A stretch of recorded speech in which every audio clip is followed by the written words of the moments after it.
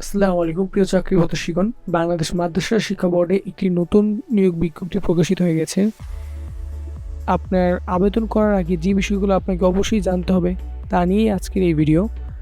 আসুন শুরুতেই জেনে নিই পদের নাম ও শিক্ষিত যোগ্যতার তালিকা। প্রথমে আছে অফিস সহকারী কাম কম্পিউটার মোদ্দাকরিক। এর গ্রেড হলো 16। এর বেতন হলো 9,300 থেকে 22,490। এর পদ সংখ্যা 26টি। শিক্ষক যোগ্যতাগুলো হলো কোনো শিক্ষিত বোর্ড হতে অনুমোদিত দ্বিতীয় বিভাগে জিপিএ 2 বা তদুর্ধ্ব আলিম সমমান পরীক্ষা উত্তীর্ণ হতে হবে, অর্থাৎ আপনার এইচএসসি বা সমমান পরীক্ষা অবশ্যই আপনার জিপিএ 2 পয়েন্ট থাকতে হবে অথবা তার উপরে থাকতে হবে, এর নিচে হলে হবে না।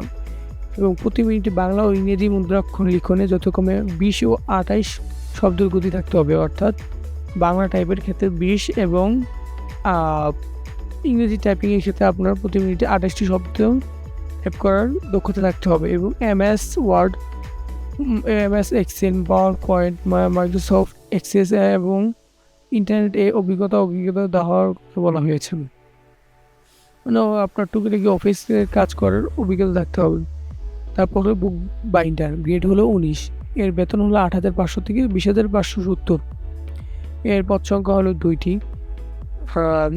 কোনো শিক্ষিত বোর্ড হতে অনুমোদিত দ্বিতীয় বিভাগে 2 পয়েন্ট বা তদুর্ধ্ব দাখিল বা সমমান পরীক্ষা উত্তীর্ণ হতে হবে, অর্থাৎ এই ক্ষেত্রে আপনার শিক্ষাগত যোগ্যতা অবশ্যই এসএসসি বা দাখিল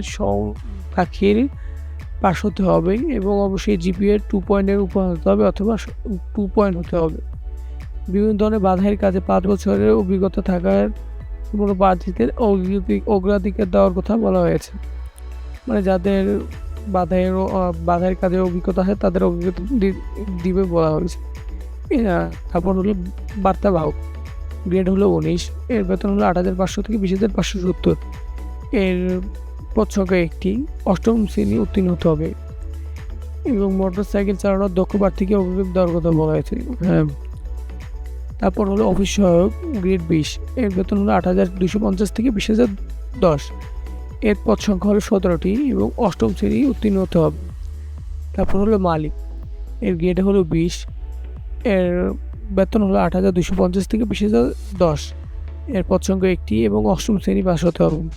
তারপর হলো পরিচ্ছন্নতা কর্মী, এর বেতন গ্রেড হলো 20 এবং বেতন হলো 8,250 থেকে 20,010।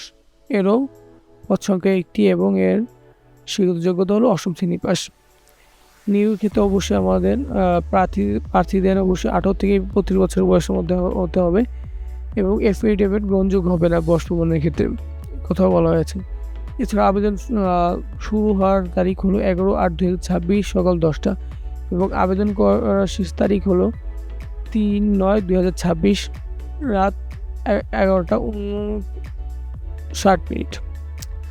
পরীক্ষার ফি, এখানে যে পদগুলোতে 16তম গ্রেড আছে সেগুলোর জন্য আপনাকে অবশ্যই 112 টাকা দিতে হবে টিকটকের মাধ্যমে এবং 17 থেকে 20তম গ্রেডের জন্য 56 টাকা দিতে হবে, ফি পরিশোধ করতে হবে। এবং আবেদন করার সময় আপনারা যে ছবিটা ব্যবহার করবেন তা অবশ্যই 300x300 পিক্সেল রেশিও হতে হবে এবং তা জেপিজি ফরম্যাটে থাকতে হবে। আর স্বাক্ষর হতে হবে 380 পিক্সেল রেশিও, এটাও জেপিজি ফরম্যাটে থাকতে হবে এবং অবশ্যই এগুলো স্ক্যান করে দিবেন। এখানে কিছু গুরুত্বপূর্ণ তথ্যাদির কথা বলা আছে যেগুলো অবশ্যই আপনাকে জমা দিতে হবে মৌখিক পরীক্ষার সময়। এগুলো হলো অনলাইনে পূরণকৃত আবেদনপত্র, যে আবেদনপত্রটা আপনি পূরণ করবেন তার একটা ডাউনলোড করে নেবেন, তার একটা দিতে হবে। তারপর হলো 2 কপি পাসপোর্ট সাইজের রঙিন ছবি, শিক্ষাগত যোগ্যতা, মূল সাময়িক সনদপত্র কপি, জাতীয় পরিচয়পত্র, অভিজ্ঞতা সনদের কপি, দক্ষতা থাকলে এই দক্ষতা অবশ্যই সনদ দিতে হবে। সংশ্লিষ্ট ইউনিয়ন পরিষদের চেয়ারম্যান, পৌরসভা ও সিটি কর্পোরেশন বা ওয়ার্ড কাউন্সিলের কর্তৃক প্রদত্ত নাগরিক সনদ, সরকারি বা আধা সরকারি স্বায়ত্তশাসিত সংস্থায় কর্মরত ক্ষেত্রে কর্তৃপক্ষের মাধ্যমে আবেদন করতে হলে সংশ্লিষ্ট কর্তৃপক্ষে এনওসি প্রত্যয়নপত্র দিতে হবে। আপনারা যদি কোনো সরকারি চাকরি করে থাকেন ইতিমধ্যে এবং কর্মরত থাকেন সেখানে অবশ্যই আবেদন করার সময় তাদের এনওসি প্রত্যয়নপত্র তাদের থেকে নিতে হবে। কোটার ক্ষেত্রে জারিকৃত পরিপত্র সনদ দিতে হবে। আবেদনটি আপনাকে করতে হবে অবশ্যই বিএমই এই ইয়ের মাধ্যমে, এই ওয়েবসাইটটা bme.টেলিটক.com.bd এই ওয়েবসাইটের মাধ্যমে, এবং 72 ঘন্টার মধ্যে আপনার ফি জমা দিতে হবে। এছাড়াও আপনাকে ফিটা জমা দেওয়ার ফরম্যাটটি হলো বিএমইবি লিখে আপনার স্পেস দেবেন, তারপর আপনাকে ইউজার আইডি দেবেন। ইউজার আইডিটি আপনার আপনি আবেদনপত্র যখন অনলাইনে জমা দেবেন তখন একটি ইউজার আইডি দেওয়া হবে, সেটি আপনারা এখানে তুলে দেবেন এবং সেটি সেন্ড করবেন 1622 নাম্বারে।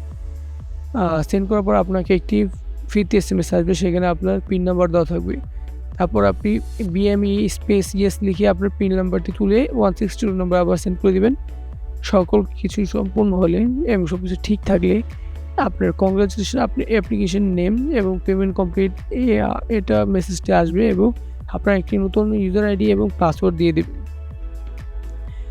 এই ক্ষেত্রে অনেকের বিভিন্ন সমস্যা, যেমন ইউজার আইডি হারিয়ে যায়, পিন হারিয়ে যায়, সেক্ষেত্রে সেটি আপনার রিকভার করতে পারেন। সেটি রিকভার করার ক্ষেত্রে আপনাকে বিএমই হেল্প ইউজার আপনার লিখে আপনার ইউজার আইডি দিয়ে দেবেন এবং সেটি আপনার 162 নাম্বার সেন্ড করবেন। আবার যদি কারো ইউজার আইডি জানা না থাকে, শুধু পিন জানা থাকে সেই ক্ষেত্রে আপনার বিএমইবি হেল্প পিনটি লিখে আপনার ইউজার আইডি পিন নাম্বারটি দিয়ে দেবেন এবং সেটি 162 নাম্বার সেন্ড করে দেবেন।